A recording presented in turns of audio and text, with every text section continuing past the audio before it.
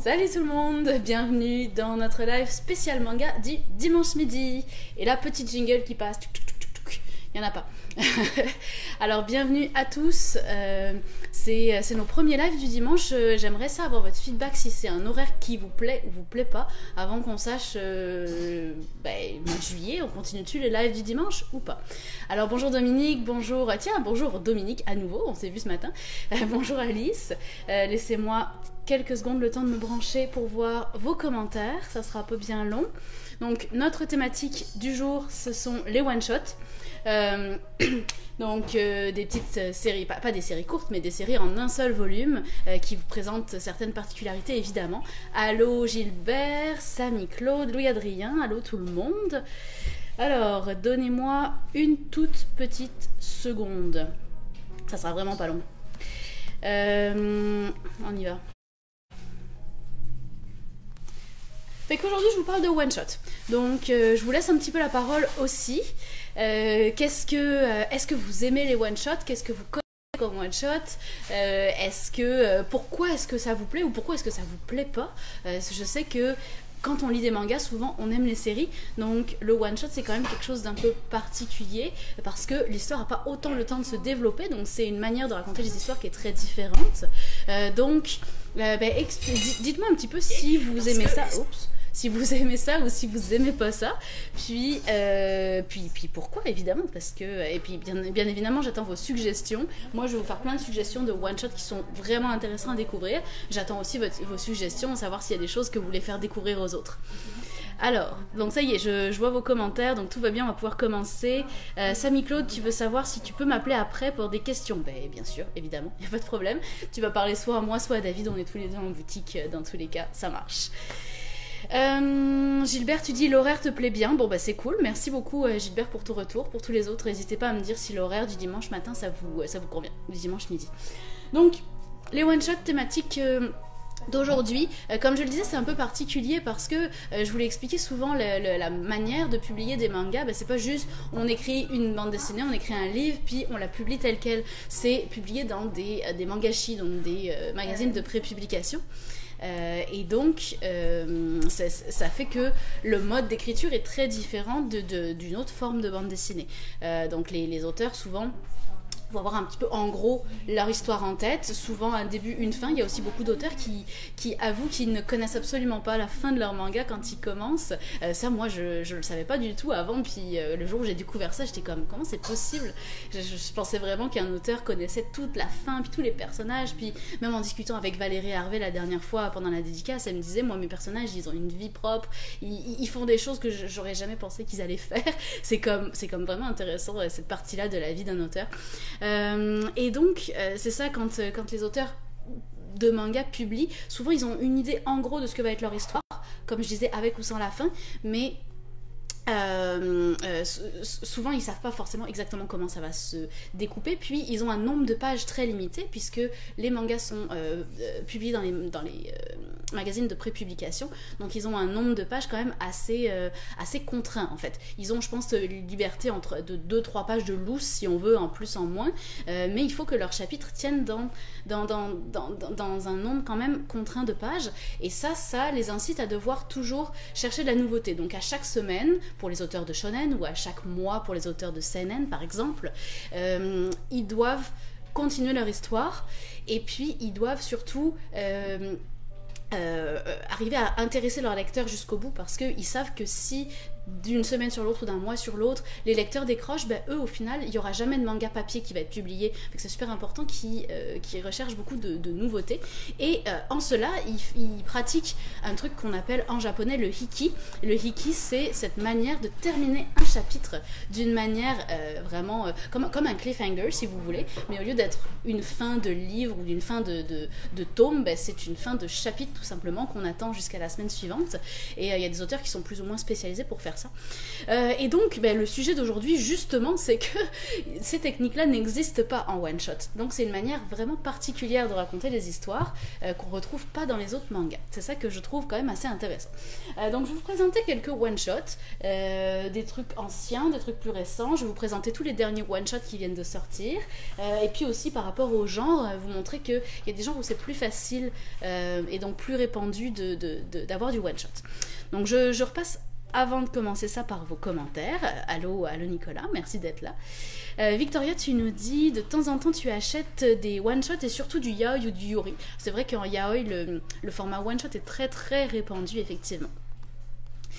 Allô Anne. Nicolas, tu nous dis que tu as quand même pas mal de one-shots dans ta bibliothèque qui sont quand même pas mal de shoujo puis de yaoi également. Donc c'est effectivement deux formats dans lesquels il y a beaucoup de one-shot. Et même chose pour toi Gilbert, oui c'est sûr, c'est là où on en voit le plus. Alors, donc je commence avec... Par quoi je commence? C'est toujours la question. Hein. Par quoi je commence? En fait, je vais commencer par les genres, tout simplement. Ce qui se passe, c'est que je me suis rendu compte en préparant ce live, même si ça paraît évident une fois qu'on le sait, mais qu'en shonen, il y avait beaucoup moins de one-shot que dans le reste que dans les autres catégories, shoujo et seinen. Tout simplement. Pourquoi? Je pense que c'est parce que tout simplement le public qui lit des shonen souvent aime mieux les histoires plus longues, donc c'est pas quelque chose, un genre très très populaire. Fait que j'ai un peu galéré à trouver des one-shot shonen finalement. Et puis ce que je me suis rendu compte, c'est que en fait la plupart des one-shot shonen qu'on va trouver, ce sont des spin-offs d'autres séries. Donc ça, il y en a beaucoup par exemple. Donc vous avez par exemple Wanted de One Piece, donc de Eiichiro Oda. Qui est un one-shot, qui est lui-même un recueil d'histoires courtes, qui n'ont absolument rien à voir entre elles, et donc certaines qui se basent dans la chronologie de One Piece, d'autres qui sont vraiment à l'extérieur de cette chronologie, et une qui est en fait un espèce comme un brouillon de One Piece, si vous voulez, une première ébauche avant que l'œuvre ne soit parue. Et ça, c'est super intéressant. Puis on retrouve un dessin qui est un petit peu différent de ce qu'on voit dans le One Piece habituel, qui est un peu plus humoristique, on va dire. Et attendez, j'ai trouvé une scène que je voulais vous montrer. Il va falloir que je la retrouve parce qu'elle est juste magnifique.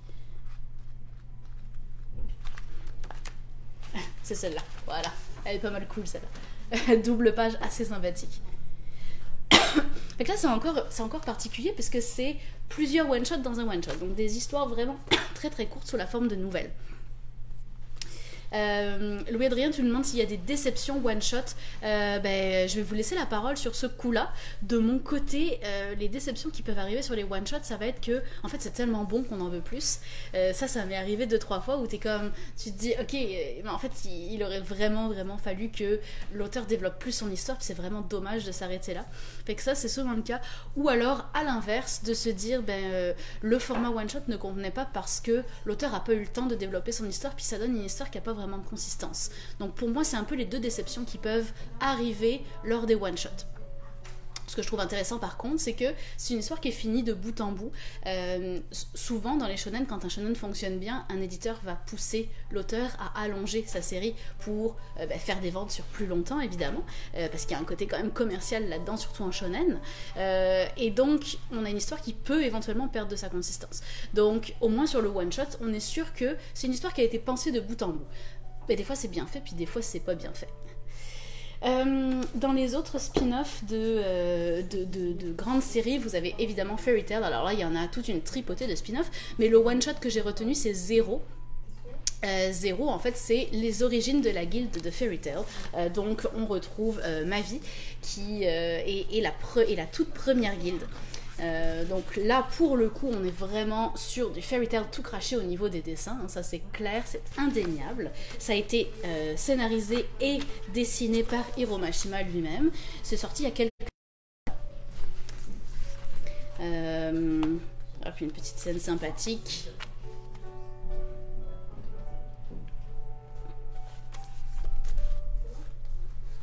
Voilà, fait que si vous voulez découvrir les origines de Fairy Tail, quand même la scène émouvante du moment. Si vous voulez découvrir les origines de Fairy Tail, bah Fairy Tail 0 c'est un bon moyen de le faire, puis c'est un one-shot. Également, Noragami a eu son one-shot qui s'appelle Histoire errante et qui est en fait tout simplement des petites histoires courtes, encore une fois un recueil d'histoires courtes, plusieurs one-shots dans le one-shot qui se passent toutes dans le monde de Noragami. C'est également scénarisé et dessiné par Adachi Doka, l'auteur original de Noragami. On retrouve évidemment Yato et d'autres personnages de la série originale. Et puis ça reste vraiment dans l'esprit de Noragami tout simplement. Allez. Ah oui, ça c'est cool. Ça se termine en fait par les premières esquisses de Noragami. C'est souvent que comme ça dans les one-shots qui sont des spin-offs de séries, on retrouve un petit peu des surplus, des ajouts qui donnent vraiment de la valeur à ce one-shot parce que c'est des trucs que tu vois pas dans la série originale. Fait que là c'est des esquisses, des fois c'est une interview de l'auteur, des fois c'est une explication technique sur whatever, n'importe quel sujet qui concerne le manga. Mais c'est ça que j'aime bien dans ces petits spin-offs, c'est de retrouver tous ces petits ajouts qui font que tu as encore plus envie d'aller jusqu'au bout. Fait que voilà. Louis-Adrien, tu dis en parlant de Wanted, dans une des histoires, il y a un samouraï qui s'appelle Ryuma, celui est dans la double page, et dans One Piece, dans l'arc de Thriller Bark, on découvre que cette histoire se passe dans le même univers. Ok, mais c'est ça. C'est que, voilà, il y a des histoires qui vont être en corrélation, d'autres qui vont être en relation mais plus éloignées, puis d'autres qui sont complètement détachées. Franck, tu nous dis, je connais Nekomajin, un one-shot de Dragon Ball. Bah justement, j'y venais. J'avais pas retenu Nekomajin, mais j'avais retenu 2 autres one-shots dans l'univers de Dragon Ball. J'ai Jaco, puis le dernier, comment je me suis réincarnée en Yamcha. Alors... Jaco, ça a été écrit en 2015-2016 par là à peu près, il y a quelques années, et puis en fait c'est un petit peu comme Fairy Tail 0, c'est un spin-off c'est une préquelle en fait, qui raconte tout ce qui s'est passé juste avant l'arrivée de Sangoku sur Terre. Et d'ailleurs la dernière image du one shot, c'est pas un spoil là, vous avez tous lu vous connaissez tous Dragon Ball. La dernière image de Jaco, c'est Sangoku qui est mis dans une capsule par ses parents Saiyan et qui va ensuite bien sûr atterrir sur l'île, sur la Terre, puis commencer son histoire. Et donc dans Jaco on suit nos personnages. Alors on suit un personnage qui nous fait penser à Tortue Géniale, même s'il est jamais cité comme tel. On suit une jeune Bulma en fait on suit le personnage principal, c'est Jaco évidemment, ce patrouilleur galactique qui est arrivé sur la Terre puis qui trouve que la Terre est bien poche parce que son vaisseau a tout simplement est tombé en ruine, puis là il peut plus repartir. Et puis notre autre personnage principal, c'est cette jeune femme qui est en fait la grande sœur de Bulma, et puis on va apercevoir de temps en temps Bulma qui a 5 ans seulement et puis qui est déjà un génie de la mécanique.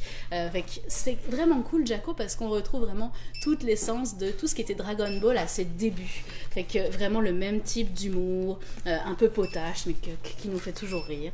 Puis donc très très cool Jaco à découvrir. Moi c'est un manga que je conseille souvent aux gens qui veulent faire des cadeaux.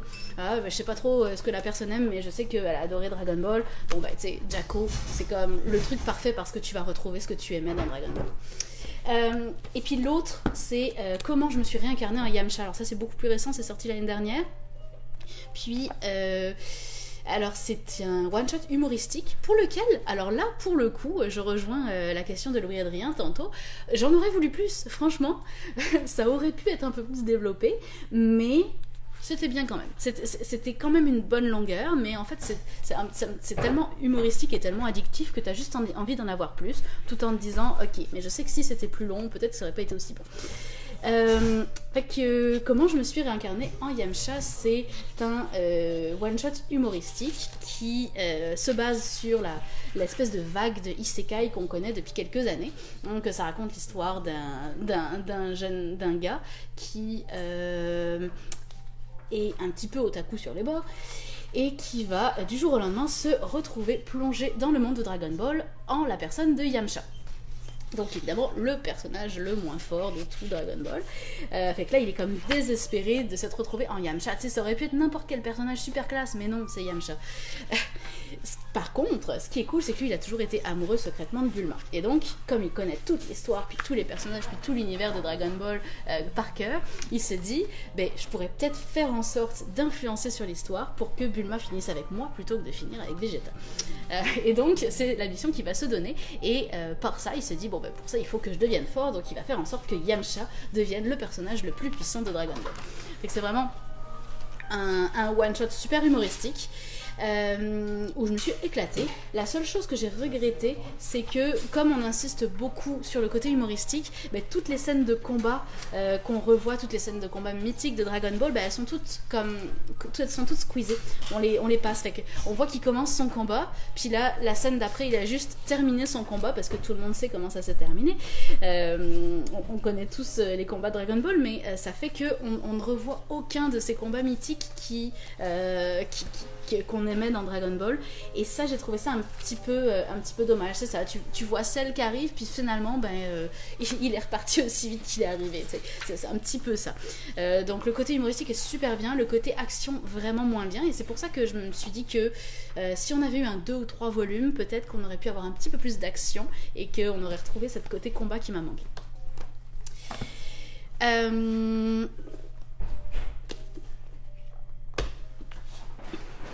Anne, tu dis, Franck, tu dis, il faut savoir que Jaco ne porte pas de pantalon. Ouais, il a plus comme une sorte de collant, comme avaient les Bioman et les autres, tous les super-héros super rétro de ce monde, effectivement. À moins que ce soit sa couleur de peau, c'est ça que tu voulais nous dire, Franck? Ça serait quand même assez hilarant.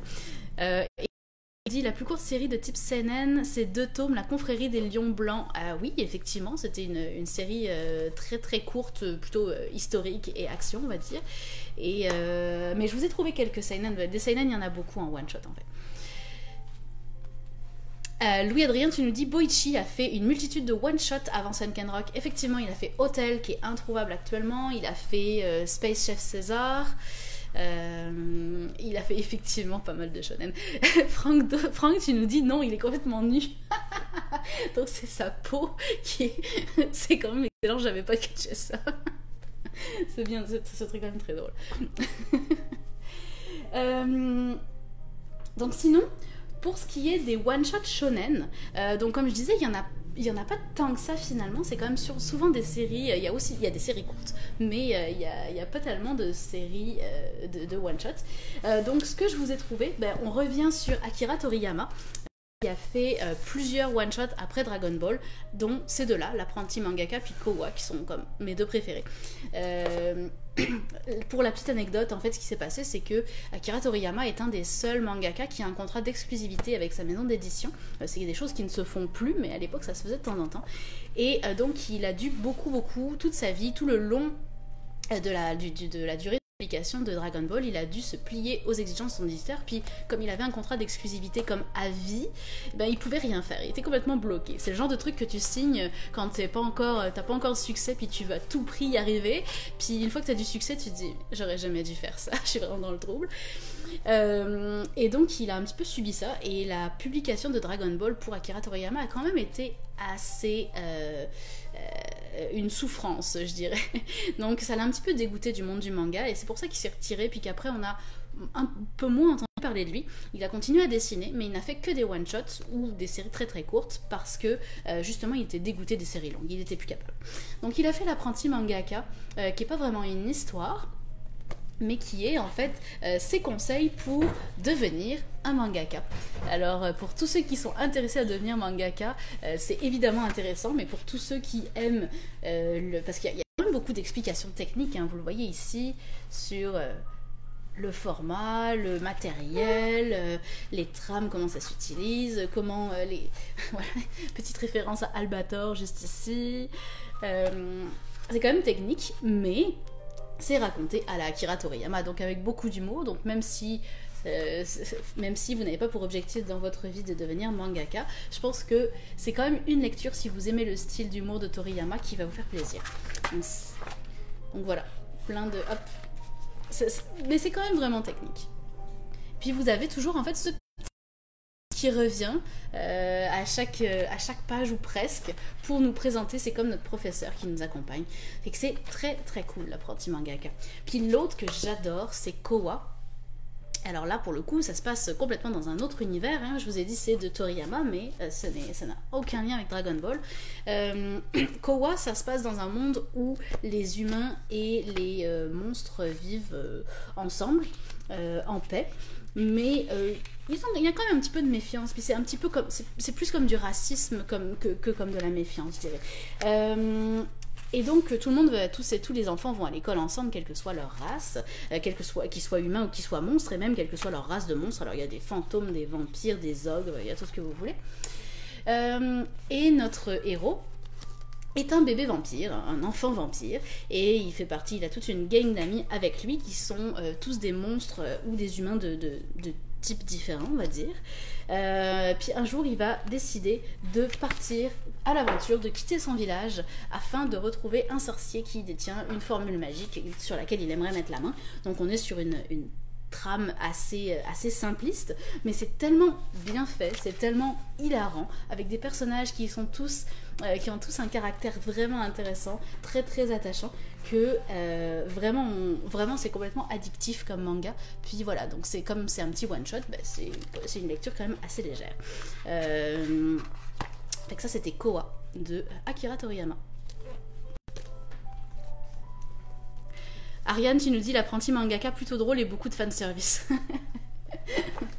C'est vrai. Également, sorti récemment, l'année dernière, si je me rappelle bien, peut-être vers Noël, quelque chose comme ça. Donc quand même assez récent, c'est Bounder. Donc c'est un one-shot, mais un one-shot plutôt épais qui pourrait presque être un 2 volumes, en fait, la valeur de 2 volumes. Et puis Bounder, c'est un petit peu dans le style de Kingdom. Donc ça se passe en Chine, puis c'est un manga de guerre historique où on va suivre en fait tout simplement les conquêtes de l'Empire chinois. Donc si vous aimez Kingdom, c'est un manga que vous allez certainement apprécier, mais à l'inverse de Kingdom qui est une série très très longue, on reste sur un one shot. Donc c'est un des rares one shot d'action que j'ai réussi à vous trouver aujourd'hui en shonen évidemment. Voilà un petit peu à quoi ça ressemble au niveau des dessins, c'est très sympa, très bien dessiné. Ça n'a pas, quand je dis ça ressemble à Kingdom, c'est au niveau du type dessin, pas du tout la patte graphique de Kingdom, on s'entend, c'est un dessin très très différent, mais dans le style, dans le setting de l'histoire, c'est vraiment très similaire. Fait que voilà un petit peu à quoi ressemble, donc ça s'appelle Bounder. Également, 3 petits one-shots pour terminer sur les one-shots de Shonen, qui sont sortis tous à peu près en même temps. Alors j'ai Our Summer Holiday, puis Mermaid Prince, qui sont tous des one-shots de romance qui se passent dans des univers très poétiques, un peu à la Ghibli si vous voulez, ou un peu dans le style de ce que fait Makoto Shinkai. Donc on va y retrouver de la romance, beaucoup de poésie, c'est de la tranche de vie souvent, et il y en a 2 qui sont écrits par le même auteur. Alors c'est ces 2 là, Our Summer Holiday et Mermaid Prince, qui est le plus récent, celui-ci, ont été écrits par le même auteur. Our Summer Love est d'un autre auteur, mais vraiment du même style. Donc on y retrouve, comme je disais, des thématiques romantiques, mais aussi des thématiques un peu plus sérieuses. Il y en a un, c'est un petit peu l'adolescence en face de la mort, la mortalité dans sa famille. Il y a des thématiques quand même un peu plus, je dirais, psychologiques. Donc ces 3 petits one-shots, on a parlé, pour ceux qui ont suivi notre live de nouveautés jeudi, David vous a parlé de la collection Moonlight, la nouvelle collection Moonlight de chez Delcourt, des titres qui étaient en fait issus de light novel. Donc il y avait Le prix du reste de ma vie, il y avait Parasite amoureux, puis il y avait Derrière le ciel gris.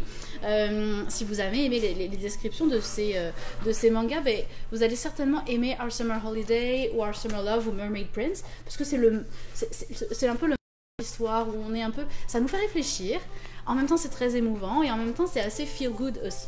Je vous montre l'autre, Mermaid Prince, qui est très sympa, qui fait vraiment penser aux univers qu'on peut retrouver d'Aki. Voyons voir. Voilà. Allô Pablo. Oui, Bounder, je pense que ça va pouvoir te plaire, effectivement. J'essaye de pas trop spoiler parce que c'est sûr que sur du one shot, ben forcément il y a beaucoup de choses qui se passent dans un seul volume, donc c'est souvent des histoires qui avancent assez vite. Donc voilà un petit peu. Celui-là je vous montrerai pas malheureusement, il est scellé dans du plastique, fait que je vais pas l'ouvrir. Voilà un petit peu pour ce qui est des shonen. Alors ensuite je vous ai trouvé quelques shoujo également, donc c'est quand même un peu plus courant d'avoir des one-shots dans le shoujo que dans le shonen. Je vous en ai trouvé quelques-uns. Alors, le premier, c'est celui-ci. David a quelque chose à vous dire. Hello guys. Avant que Ami commence sur les shoujo, moi je voulais vous parler de Lui Vidit, donc c'est la petite parenthèse David. Donc c'est un one shot qu'on a reçu sur Devon Deadly Sins, en fait, qui était un peu dans le même style que One Piece, qui est complémentaire en fait si vous aimez l'auteur. Pour le coup, c'est que qu'est-ce qu'il va y avoir dedans? Il va y avoir deux petites histoires puis une interview avec l'auteur et ses assistants. Pour le coup, je me revois dans le retour avec elle. Ouais, ça fait bizarre. Hein. C'est tellement bizarre. Ça comme écho. Si je te mets le son, tu vas voir, tu vas t'entendre, puis ça va être encore plus. Ah ouais, non, ça fait. Mais c'est ça, en fait, il y a deux petites histoires. Une histoire qui a teasé vraiment vaguement au niveau d'un des arcs, et la deuxième petite histoire qui est le premier jet, un peu comme dans Wanted de One Piece, la première version officielle de Seven Deadly Sins pour le coup, qui a été donnée quand l'auteur est apparu dans le magazine pour le coup. Donc ça, je te laisse pour le coup. Yes. On ferme la parenthèse. C'est Original Sin, le petit spin-off de Seven Deadly Sins. Et puis c'est ça, il est arrivé comme dans la semaine.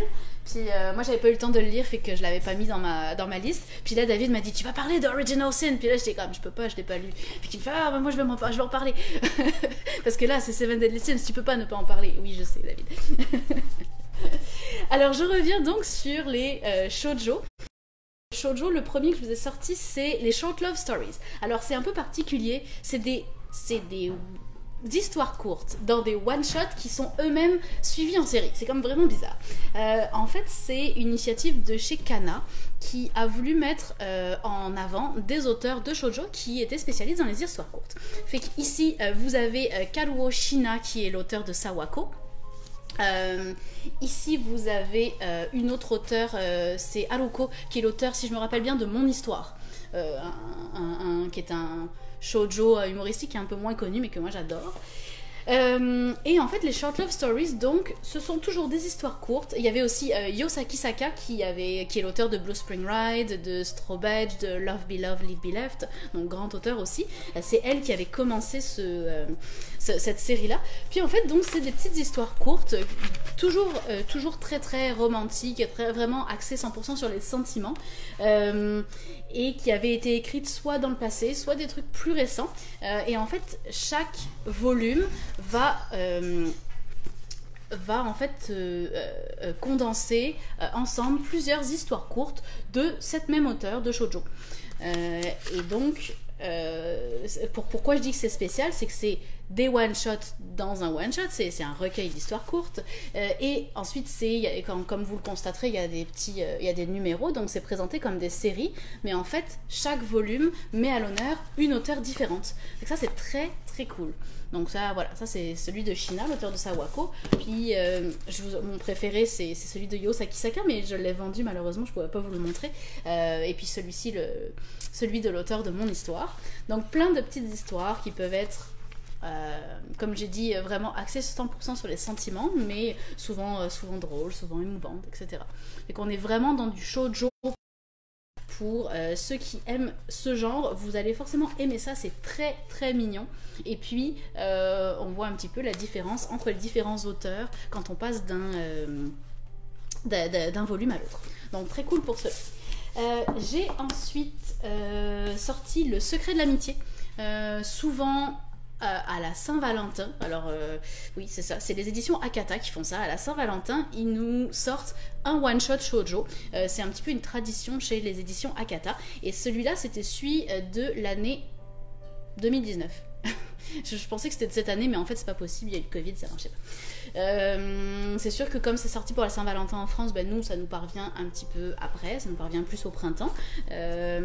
Mais donc voilà, le secret de l'amitié, c'était l'histoire d'en fait de deux filles, Eiko et Moe, qui sont vraiment deux meilleures amies, elles sont inséparables, c'est super bien dessiné, regardez. Elles sont vraiment complètement inséparables. Il y en a une qui a beaucoup de succès auprès des gars, puis l'autre qui est pas forcément très jolie, puis qui a pas vraiment de succès.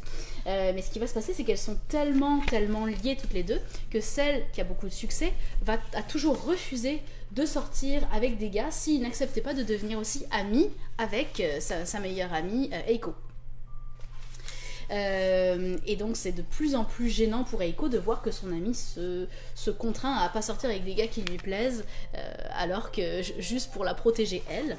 Et puis un jour va arriver un gars qui va dire bah ok, moi ça me va, y a pas de problème. Et là ça va complètement changer la dynamique en fait. Ça va partir dans une direction qu'on n'attendait pas forcément et ça devient quand même super intéressant. Donc un petit shoujo assez mignon qui va être plus axé sur le côté de l'amitié entre des filles que sur l'histoire d'amour. L'histoire d'amour est vraiment en second plan. Donc c'est le secret de l'amitié. Merci pour la découverte Kana, nous dit Anne, donc de rien, Anne, ça me fait plaisir. c'est vraiment des super histoires et je sais que David, qui lit pas forcément beaucoup de shoujo, et les short love stories que je vous ai présentés les recommande souvent parce que c'est quelque chose qu'il a adoré lui aussi. Donc c'est pas juste pour les gens qui aiment déjà le shoujo, ça peut être aussi pour les gens qui découvrent le shoujo. Louis-Adrien, tu voudrais un live sur les yaoi? Oui, tout public. Oui, alors par contre, je pense que c'est déjà prévu un live sur les yaoi, ou c'est déjà passé, je me rappelle plus. Mais non, il me semble que c'est déjà prévu. Fait que si ça ne l'est pas, je regarderai, mais il me semble que ça l'est. Un autre one shot que je vous ai trouvé, je vous en ai déjà parlé parce que j'avais adoré, c'est un de mes coups de cœur shoujo, c'est Voyage au bout de l'été, où c'est un espèce de road trip entre deux personnes qui vont se rencontrer de manière complètement par hasard en fait, et puis lui est très rigide et elle au contraire est très libérale et très elle s'assume complètement, puis elle va juste un peu s'inviter dans la voiture de notre héros, un peu malgré lui, puis le convaincre de partir dans un road trip avec elle, tout simplement. Voilà, c'est les premières pages. Elle lui dit, bah, on va à Tokyo, on prend le ferry, ils sont sur une petite île du sud du Japon, ils sont comme vraiment loin. Puis elle est comme, non, bah, on part, c'était pas prévu, on s'en fout, c'est ça qui est cool. On part, puis on se connaît pas, mais on va apprendre à se connaître, puis ça va être le fun. Fait que vraiment une superbe histoire qui sort vraiment des sentiers battus, qui fait partie de ces one-shots où j'en aurais voulu plus, j'aurais voulu une petite histoire un peu plus développée, mais ça m'a bien plu quand même jusqu'à la fin. Et c'est ça, la romance, le voyage, le côté un petit peu impromptu de la vie que j'ai trouvé vraiment rafraîchissant et très original. Donc Voyage au bout de l'été. Puis dont je vous parlais en dernier de shoujo, mais je l'avais plus en stock. C'était un shoujo qui est sorti il y a déjà pas mal d'années, qui s'appelle Pourquoi je galère toujours en amour, qui est un shoujo humoristique sur une fille qui n'arrive absolument pas à se fixer dans ses relations sentimentales, ça marche jamais. Et donc elle va essayer, évidemment, au cours de l'histoire, il y a un gars qui va un petit peu changer la donne, puis qui va faire que il y aurait peut-être un espoir que ça se passe mieux, mais ce qui est cool dans ce shoujo, c'est qu'elle a un regard très humoristique sur elle-même en fait. Elle est très cynique, et puis ça donne des scènes absolument hilarantes. Donc c'est Pourquoi je galère toujours en amour. Ça ressemble un petit peu à Switch Girl, un petit peu dans l'esprit si vous voulez. C'est très cool. Et puis, donc en seinen. Alors en seinen, c'est pas mal le style où on retrouve le plus de one-shots. Donc là, vous aurez vraiment l'embarras du choix. Il y en a vraiment pour tous les goûts, dans tous les styles. Je vous en ai sorti pas mal. Alors, je vous ai trouvé tout ça. Ah, j'ai oublié lui dans les shoujo. Ça serait plate quand même de l'oublier. Celui que j'aime, même Clamp, a fait un shoujo. Il n'y en a pas beaucoup, c'est souvent des histoires relativement longues ou courtes, ça dépend, mais shoujo, je n'en connais qu'un en tout cas, c'est celui-ci, celui que j'aime. C'est vraiment, autant avec Clamp, on dit toujours, on ne sait pas trop comment on peut classifier du Clamp, parce que c'est tellement en dehors des genres.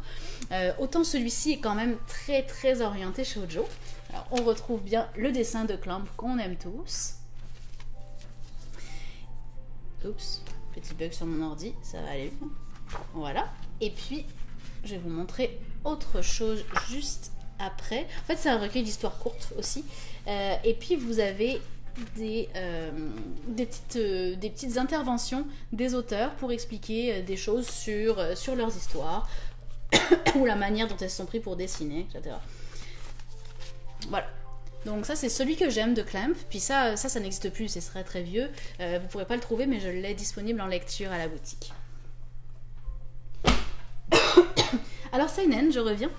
Donc je l'ai trouvé vraiment plein de styles, comme je vous disais, le choix est très très large. À commencer par Ashman, sorti en tout début d'année, cette année, qui est un one-shot par Yukito Kushiro, l'auteur de Gum, et qui se passe dans le monde de Gum, mais qui ne suit pas Gali, qui ne suit aucun de nos personnages habituels. En fait, ça se passe vraiment autour du... C'est centré sur le Motorball, et on suit un nouveau personnage qui s'appelle Sven, et qui est un pratiquant de Motorball et qui est très célèbre, mais pour une chose un peu spéciale. Il est célèbre parce que toutes ses courses se terminent par des crashs qui sont hyper violents et où en fait sa vie est mise en jeu à chaque fois.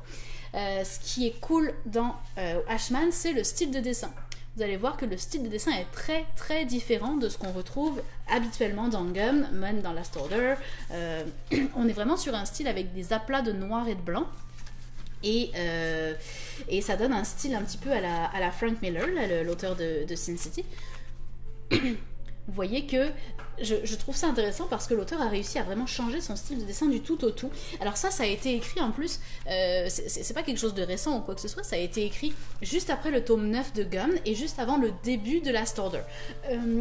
Ça avait été traduit en français, mais c'était vraiment pas sur des gros tirages, donc c'était introuvable depuis très longtemps, et donc Glénat a décidé de le rééditer. Donc vous voyez que entre Gum, la saison originale, puis Last Order, qui ont sensiblement quand même le même style de dessin, il a réussi à dessiner ça qui est complètement différent, et donc je trouve ça quand même super intéressant d'arriver à autant changer son style de dessin. Vraiment très cool, vraiment très violent par contre. Accroche ta tuque, c'est pas pour tout public. Donc Ashman. En horreur, c'est un style où on va retrouver beaucoup de one-shot. Celui que j'ai sélectionné pour vous, c'est La Femme Serpent de Kazuo Umezu. On a parlé de Kazuo Umezu récemment parce qu'il y a Orochi qui est sorti de lui, donc dans nos vidéos, on vous l'a présenté dans nos vidéos. Kazuo Umezu, donc auteur des années 60, qui n'avait pas forcément été édité en français à part pour son titre le plus célèbre qui est L'école emportée, et qui est en train d'être réédité complètement par Le Lézard Noir, mais édité pour la première fois pour la plupart de ses œuvres. Et donc des superbes éditions, hein. Alors Kazuo Umezu, vous repérerez toujours facilement, les volumes sont toujours comme ça en noir, des alternances de noir de blanc et de rouge, excusez-moi. Puis d'ailleurs j'ai remarqué que c'est une lubie de l'auteur, c'est lui qui aime vraiment ce design là, et il porte tout le temps des t-shirts avec des lignes rouges puis blanches, fait que c'est vraiment un truc spécifique à l'auteur, c'est pas Le Lézard Noir, la maison d'édition française, qui a décidé de ça. Très très beau cover également. Donc comme je disais, c'est de l'horreur, et c'est quand même rétro parce que ça a été écrit dans les années 60 voire 70. Donc ça c'est La Femme Serpent. La plupart des œuvres de Kazuo Umezu et beaucoup d'œuvres de seinen horreur sont des one-shots. Ensuite, vous allez avoir tout ce qui est historique. J'avais plus beaucoup de seinen historiques ou one-shot en ce moment. Pourtant, il y en a vraiment beaucoup. Je vous ai parlé de Marie-Antoinette, Jeunesse d'une reine dernièrement. Je vous ai trouvé celui-ci, Une femme de Shoah, mais je sais que j'en ai déjà parlé. Mais j'en avais plus beaucoup en stock, puis j'avais quand même envie de vous en montrer. On retrouve aussi dans les historiques La fillette au drapeau blanc. Je pense que je vous en avais vaguement parlé dernièrement, où c'est une fillette qui traverse toute l'île d'Okinawa alors qu'elle a perdu sa famille au milieu des bombardements américains, et c'est une histoire vraie qui a été retrouvée par les soldats américains. Et puis là, Une femme de Shoah, donc de Kazuo Kamimura, qui est l'auteur de Lady Snowblood, où on retrouve une jeune fille qui est en fait elle vit dans la rue. Et elle a monté tout un gang de rue d'enfants qui tout simplement volent pour survivre, hein, parce qu'ils n'ont absolument rien, ils dorment dans la rue et ils volent de quoi manger. Et un jour elle se fait attraper par la police Et donc elle se fait enfermer, comme elle est mineure, elle peut pas aller en prison, mais elle se fait enfermer dans un pensionnat pour jeunes filles. Et c'est un pensionnat qui est très très... c'est comme une prison en fait, hein. Ça dit pas que c'est une prison, mais c'est presque ça. Donc c'est très très rigide au niveau de la discipline. Car ça c'est Choco et sa bande de sa bande de gang de rue, de filles. Puis, c'est ça, elle va se faire enfermer dans ce pensionnat-là, qui est très rigide, mais ce qui va se passer, c'est qu'elle a tellement de caractère qu'elle va en faire voir de toutes les couleurs aux gens qui s'occupent du pensionnat, puis elle va complètement révolutionner, en fait, les façons de faire dans le pensionnat. Encore une fois, hein, c'est du Kamimura, c'est très très dur aussi comme manga. Il y a le côté historique, mais il y a quand même un côté de violence psychologique, de voir tout ce que les enfants subissaient dans ces pensionnats-là à l'époque. Donc c'est pas une lecture légère. Nicolas, tu dis que le one-shot de Yukito Kishiro t'évoque Neil Gaiman, les genres de dessins de Sandman, effectivement. Et Victoria, tu voulais prendre La femme de Shoah, ouais, je te le conseille, il est vraiment cool. En seinen humoristique, j'ai pas trouvé beaucoup de one-shots, mais j'en ai trouvé un, c'est Le patron est une copine. Alors ça c'est très très cool, c'est par Nagabe, c'est l'auteur de L'enfant et le maudit, et en fait c'est un petit one-shot qui a été écrit avant, si je me rappelle bien, L'enfant et le maudit, mais peut-être que je dis une bêtise, corrigez-moi si je me trompe. Et en fait ça se passe dans une grande entreprise, et notre héros s'appelle Vincent et chef de service, et en fait vous allez voir que tous les personnages donc sont anthropomorphiques comme ça, et Vincent a une deuxième vie le soir quand il a fini sa job de chef de service. Il se travestit en hôtesse et il va travailler dans un bar à hôtesse en fait. Et il est très très heureux avec sa double vie, mais évidemment il la cache de ses collègues de travail parce qu'il se doute bien que ça va être... Il y en a plein qui vont mal le percevoir. Et le problème c'est qu'un jour, un de ses collègues de travail se retrouve à être son client dans le bar à hôtesse. Fait que là ça fait beaucoup jaser. Et puis... ce qui va se passer, c'est que ce gars-là ne va pas réagir de la manière attendue en le jetant et puis en lui disant tu me dégoûtes puis je veux plus te revoir. Et au contraire, il va trouver ça vraiment, vraiment cool que son patron ait comme une deuxième vie, et ils vont se rapprocher grâce à ça. Donc ce qui est cool, c'est comme je vous disais le côté anthropomorphique qui pourrait devenir lourd, mais qui en fait apporte vraiment quelque chose à l'histoire. L'auteur arrive à donner vraiment des expressions super humaines à ces personnages. Je trouve qu'au niveau du dessin, c'est aussi bien fait dans le style anthropomorphique, c'est aussi bien fait que Beastars, très honnêtement. C'est très humoristique, en même temps ça soulève aussi des questions sociales importantes, surtout d'autant plus au Japon. Et puis il y a un côté très émouvant puisqu'il y a évidemment une histoire sentimentale qui va découler de tout ça. Fait que c'est très très cool, très complet, puis ça peut plaire à vraiment à un public très très large. Donc c'est Le patron est une copine. Tu veux ce one shot, Nicolas, mais c'est sûr que ça va te plaire. Je vous ai trouvé également Chisako Garden, qui est par l'auteur de Kids on the Slope, et qui est lui aussi un recueil d'histoires courtes, mais chacune de ces histoires courtes ont un lien entre elles. Les Chisako, ce sont des petits personnages qui sont un peu liés au yokai, si vous voulez, à la mythologie japonaise, et ce sont des petits personnages qui ressemblent à Arrietty, si vous voulez. Donc tout petits comme ça, puis ils vivent vraiment dans la nature, ils sont très très en lien avec la nature, puis c'est aussi grâce à eux que la nature est aussi luxuriante. Et ils sont normalement invisibles des humains. Sauf que certains humains vont être capables de les voir sous certaines conditions que je ne vous dévoilerai pas aujourd'hui. Et voilà, on voit notre petite fille ici qui est capable de voir le Chisako. Et de par leur relation avec le Chisako, vont développer des compétences particulières ou vont pouvoir un petit peu changer le cours de leur vie. Et en fait, chacune dans les petites histoires, on va suivre des personnages différents, c'est des histoires différentes, mais c'est le même Chisako qui les suit. Et donc, il va un petit peu guider nos humains dans leur vie, mais en s'inspirant des autres histoires qu'il a eues précédemment. Donc très très cool, vraiment beau, super bien dessiné, très très poétique. Si vous aimez Arrietty ou les autres films de Ghibli, vous allez forcément aimer ça. Voilà pour Chisako Garden. Dans le style tranche de vie, mais également avec une twist sci-fi, j'ai l'instant d'après. Bah non, instant d'après en fait, c'est au pluriel, de Daisuke Imai qui avait écrit entre autres Sensu ou Destin parallèle, qui sont deux mangas très très différents, puis Instant d'après est encore très très différent lui aussi. Instant d'après, je le compare souvent à la série américaine Black Mirror, parce que on est dans un univers sci-fi mais qui est très très proche de nous quand même, et où la technologie a apporté quelque chose d'un petit peu différent dans la vie des gens, et on va un petit peu en fait regarder quel impact ça a eu sur leur vie. Donc on retrouve vraiment les mêmes thématiques qu'on retrouvait dans les premiers épisodes de Black Mirror, puis j'ai trouvé ça super cool. Donc c'est de la sci-fi mais sans action bien évidemment. Puis on ne peut pas parler de One Shot sans parler de Jiro Taniguchi. Jiro Taniguchi, c'est un auteur... Alors, celui que je vous ai trouvé, c'est pas du tout représentatif de ce qu'il fait habituellement. Ça s'appelle Blue Corner. C'est un manga d'action, de boxe, qui est un peu particulier. Mais ce qui est particulier chez Taniguchi, c'est qu'il est en fait attiré par la bande dessinée franco-belge depuis très très longtemps. Et donc, il a inspiré son style de dessin de la bande dessinée franco-belge.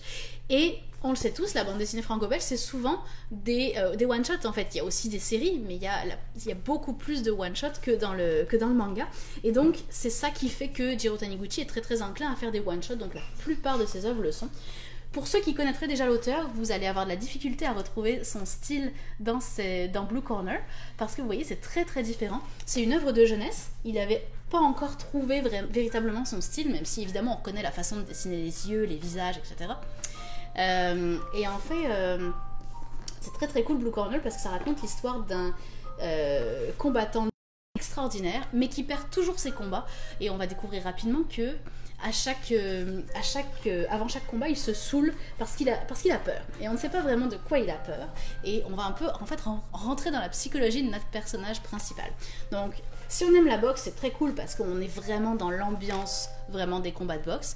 Et en même temps, il y a tout ce côté psychologique qui est super intéressant.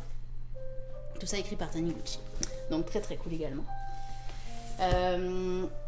Voilà, puis je m'en viens pas mal sur la fin. J'avais encore plein de titres, hein, finalement. J'ai dit que j'ai de la misère à trouver, mais finalement j'en avais plein. Alors je vous avais trouvé Histoire courte de Naoki Urasawa, qui est un recueil d'histoires de jeunesse par le maître Urasawa, qui n'ont jamais été traduites en français en dehors de ce volume-là.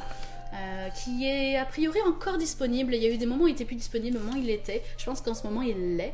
Mais il y a notamment Le policier danseur, il y a Gigolo, il y a son travail sur tout ce qui se passe sur la NASA, etc. Je vous ai trouvé aussi les one-shots de Kentaro Miura, l'auteur de Berserk. On sait que Berserk est une longue série fleuve épique, mais il faut savoir qu'il a fait des one-shots avant de commencer Berserk. Alors il avait fait Japan, et puis Oro et Oroden. Alors Japan d'un côté et Oroden de l'autre, qui n'ont rien à voir ensemble, mais qui se passent tous dans le Japon médiéval, à l'ère Edo, et qui racontent l'histoire de samouraïs. Ça a été dessiné par Miura, par contre ça a été scénarisé par Buronson, qui est l'auteur de Octonoken. Donc on retrouve le style Kentaro Miura, mais évidemment c'est une œuvre de jeunesse, donc c'est quand même un peu différent du Berserk qu'on connaît aujourd'hui. Enfin, vous voyez que il touchait déjà quand même sa vie, Kentaro, et il était quand même pas pire déjà à l'époque.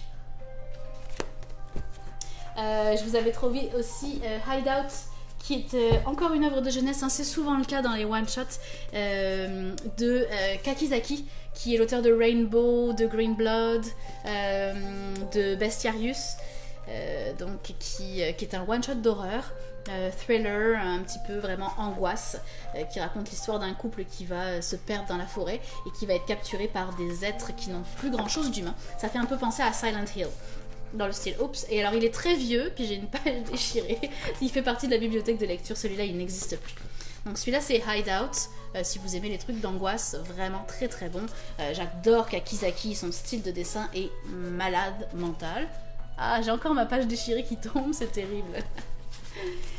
Fait que voilà ce que ça peut donner, hein, des dessins. Bon, je vais arrêter parce qu'il tombe en miettes, ce pauvre livre. Voilà, puis pour terminer rapidement, les one-shots qui viennent de sortir tout simplement cette semaine. Certains qu'on vous a présentés jeudi, certains qu'on va vous présenter jeudi prochain. David vous a déjà parlé de Seven Deadly Sins Original Sin, donc j'irai pas plus loin avec ça. Nous avons Neo Parasite qui est sorti, qu'on vous a présenté cette semaine, que David vous a présenté, donc qui est un recueil, en fait un tribute à Parasite, Kiseiju. En fait, plusieurs auteurs connus se sont portés volontaires pour redessiner leur version de Parasite. Donc vous avez notamment Hiro Mashima, vous avez Moto Hagio, vous avez plein de très grands auteurs comme ça. Donc ça va donner évidemment. Ah tiens, ça c'est Parasite par Hiro Mashima. C'était facile. Donc c'est ça, c'est comme un tribute finalement. Vous avez Laughter in the End of the World qui est sorti très récemment également, que je vous ai présenté je pense dans ces dernières semaines, et qui est en fait par l'auteur de Birdman de Kekkaishi. C'est une œuvre, c'est pas une œuvre de jeunesse pour le coup, ça a été fait juste avant Birdman, et ça raconte en fait l'histoire d'un démon qui a l'apparence humaine, mais tout ce qui peut le distinguer des humains, c'est ce tatou qu'il a sur la joue, et qui en fait s'est fait lui-même chasseur de démons. Il se balade avec une petite fille qui est sa petite sœur, qui est une humaine, elle, qui paraît toute candide et toute mignonne, et on va voir que leur relation n'est pas si simple que ça. Également, et dans ceux que je vais vous présenter la semaine prochaine, vous allez avoir L'Amant. Alors je ne l'ai pas encore lu, donc la semaine prochaine je vous en dis plus, mais c'est L'Amant, donc qui est présenté sous format BD et qui est une adaptation manga du roman de Marguerite Duras, bien connu, donc grand classique de la littérature. Fait que jeudi prochain, je vous dirai mieux si j'ai aimé ça ou pas. Je pense que c'était en couleur, oui, c'est en couleur. Donc jeudi je vous en parle et je vous dis si c'est bien ou pas. Et puis le dernier que je vous ai également présenté jeudi, c'était Un monde formidable de Inyo Asano, sur lequel j'ai capoté. Moi qui suis pas forcément la plus grande fan d'Inyo Asano, même si j'aime ce qu'il fait, mais étant une œuvre de jeunesse, comme je l'avais dit jeudi, je trouvais que c'était beaucoup plus positif et voilà, un peu moins suicidaire que le reste. Et donc recueil d'histoires courtes avec un truc intéressant à la fin de chaque histoire. Elles sont toutes très différentes. Et à la fin, ici, vous avez en fait l'auteur Inyo Asano qui écrit un petit paragraphe qui a été écrit très récemment, en fait, lors de la réédition intégrale de Un monde formidable, où en fait il fait une petite critique de cette histoire courte, et il est vraiment pas tendre avec lui-même. Franchement, tu lis ça puis t'es comme waouh, c'était vachement bien, puis là tu lis la critique, puis l'auteur est comme ouais bon, c'était mal dessiné, c'était pas bien géré au niveau du scénario, mais voilà, moi j'ai trouvé ça vraiment cool. Donc Un monde formidable. Et c'est pas mal ça qui va conclure notre live sur les one-shots. On se retrouve la semaine prochaine, mardi pour un nouveau live, et puis jeudi également pour le live de nouveautés, donc c'est à 18h, ne manquez pas ça. Et surtout, n'hésitez pas à nous dire si l'horaire du dimanche midi vous convient, pour savoir si on le garde, si on le décale, qu'est-ce qu'on fait avec ça pour la suite. Et que merci beaucoup à tous, et on se revoit mardi. Salut!